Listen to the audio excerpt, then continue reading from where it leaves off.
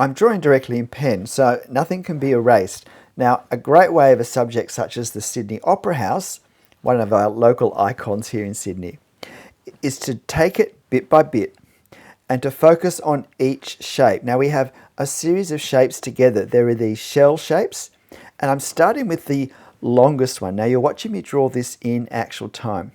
What I'm particularly paying attention to is how much the tip of this first one on the left-hand side goes over past the point where it anchors onto the ground. And then this shape, I'm looking at the curve, and as you can see, I've made it just not quite as full as my first attempt. And I'm trying to, with these three sides, get the same shape, the same curved triangular shape, almost like a sail. Now, rather than go to another sail, I'm looking at doing these more triangular looking shapes that fit between the sails that join in the center and change direction. And I'm also looking at the negative space. I'm looking at the shape formed in the shadow underneath these triangular join-in shapes. And notice that there is a gap between them and the shells, as we call the main well, shell-like structures. And I find that by adding some of the hatching now to get a sense of the darkness, it helps me see if I've got the proportions correct, and that will help me when I draw the rest. Now, I'm looking to see with this next shell how far it goes. See, I put a dot, and now I'm looking, imagining the dot, and I'm looking at the angle that dot forms with the base, and I end up thinking, no, it needs to come out just slightly more and down slightly. And you see that adjustment, and although I can't erase that first dot I put, it's not going to be a problem at the end. In fact, it's hidden a bit by the line that comes over. See how I'm still being hesitant because I'm still visualizing how it's going to look. And I've also paid attention before I've started to notice that the left shell of that little front section, which is I think still a restaurant, cuts into what we see of that shell. So I've left a gap so I can add that. But now I go back to the other side and I look to see how far up the shell we've drawn this one comes out. And I'm doing the same thing at the base with the negative space. I'm trying to draw the shape that we can see as much as anything else. And now I put a line on my reference just to make clear, mostly for you, the detail that's not so clear in the photo, which is the triangular shape that we have that links this shell, this three-sided shell, it basically is, to what we've already drawn.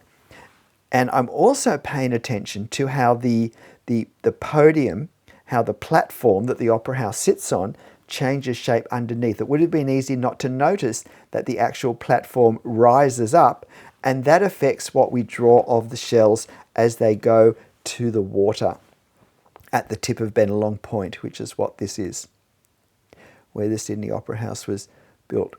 For most of Sydney's years, or for many of them, there was a tram depot here. This is where all the trams used to terminate. So now, and there was a fort here before that. So now I'm just trying to work out what's what, and you can see me now, again, doing the negative space and trying to check that it looks much the same as in the photo for proportion. So it's really stepping out bit by bit. And I'm probably paying more attention in observation than it might feel at this point. But it's partly because I'm familiar with the opera house and I know exactly where I'm looking. I know exactly where, you see I've got the tip there. I'm looking to see where it joins into the shell that it joins, and I'm looking at the angle that it forms as it comes back to the base. As you can see, I didn't use the first reference point I put on because, well, I'm using it as a point to possibly correct, and so I'm not going to use it if I don't think it's as correct as I would have liked. And again, drawing directly in ink can't erase anything, so I don't want to compromise any more than I have to how it looks. So now I'm progressing the podium a bit, but I'm doing it by doing these dark strips, which actually are windows. And now trying to work out what goes where. And now to do these couple of small shells, which I'm pretty sure, as I said, are still actually a little separate restaurant with beautiful views. I'm actually at the base of one end, the southern end of the Sydney Harbour Bridge, looking across Circular Quay, which is the main CBD arm of the harbour, at the Opera House, seeing it side on. We get some really great dramatic views as we walk up towards the Opera House at an angle. But this is possibly the most iconic view, this dead side-on view. Again, I'm doing exactly the same thing, paying a lot of attention. I'm looking to see where the tips of the shells are in relation to the other shells I've already drawn. Now I confirm in that, and now I confirm in this. Probably could have made that shell a little bit rounder at the top, but it's easier to critique watching it being done than doing it. But critique, we should. While I think this is quite a reasonable drawing of the Opera House, there are certainly ways I could have just tightened its accuracy. But there we are with the second shell of the restaurant. So now we're working on the platform, and this is where we have to really pay attention that we don't let it get too deep or too high from the harbour. I want to keep all these, if you like, long strips of detail really close together so that in the end the shells aren't higher from the water than they really are. Part of the concept was that this would have a sense of being a sailboat on the harbour. And of course, for so much of Sydney Harbour's history, there were sailboats on it. In European history, of course, I'm talking about. There were many bark canoes on it for centuries before that. So now I'm doing these larger sections, and there's entrances in these to some of the underneath parts of the Opera House. There are several theatres underneath, which is more often than not where I go to see things, live stage performances. Upstairs, it's the more music-driven things in the opera hall and the concert hall. So I'm positioning these dark shapes is all I'm thinking of them as. I don't need to know what they are to draw them accurately. I'm positioning them according to the shells above, firstly by looking in the reference. And now we have this what actually is enclosing the interior space, these beautiful bronzy glassed areas that really work so well from the inside, looking at the harbour bridge out from them, I think. And now I'm just trying to work out how all these little bits angle together. And I'm not rushing to draw this.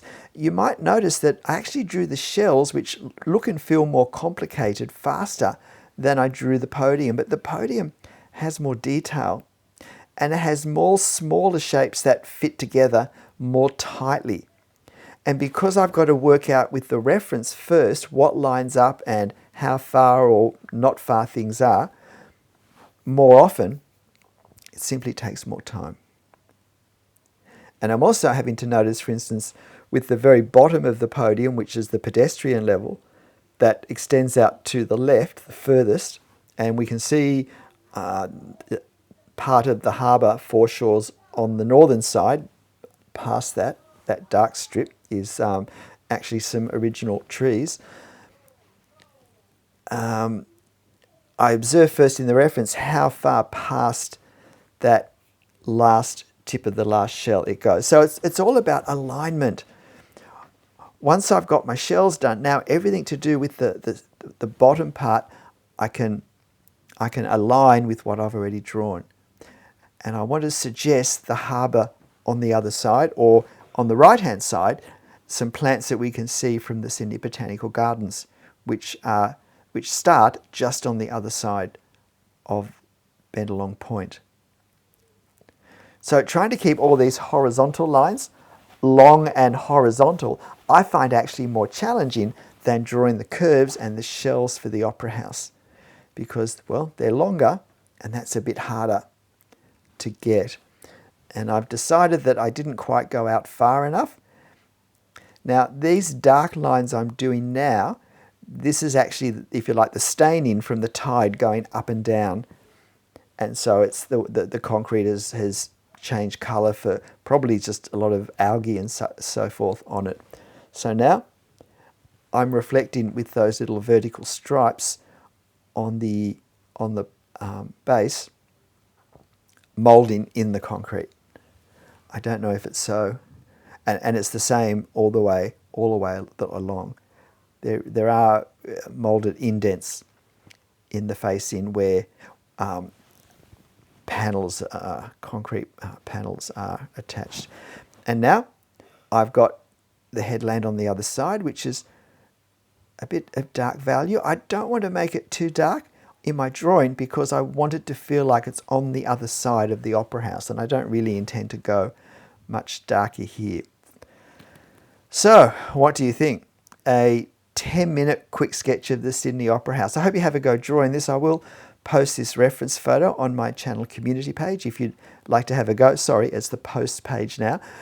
It's a great little subject. And while it looks complicated, the principles are the same. Observe the shapes. Be aware of the three-dimensional forms, the roundness, the depth that this object has. But in this case, it's particularly suited to seeing the two-dimensional shapes and really working at the proportions and the angles of each shape, and especially the first shape. I could have tightened that first shape a little more. Mine goes out, the first shell I drew goes out a little bit too far. It's a little bit too wide from left to right.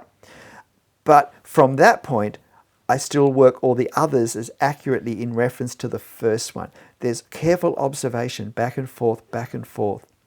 And this approach works just as well if you're sitting across the harbour drawing this from life as from a photo reference. So why not give the Sydney Opera House a go? Perhaps not the easiest subject, but it's a great one to hone our drawing skills on. But in the end, whatever you draw, however it turns out, make sure you have fun. I'll see you next time. Bye.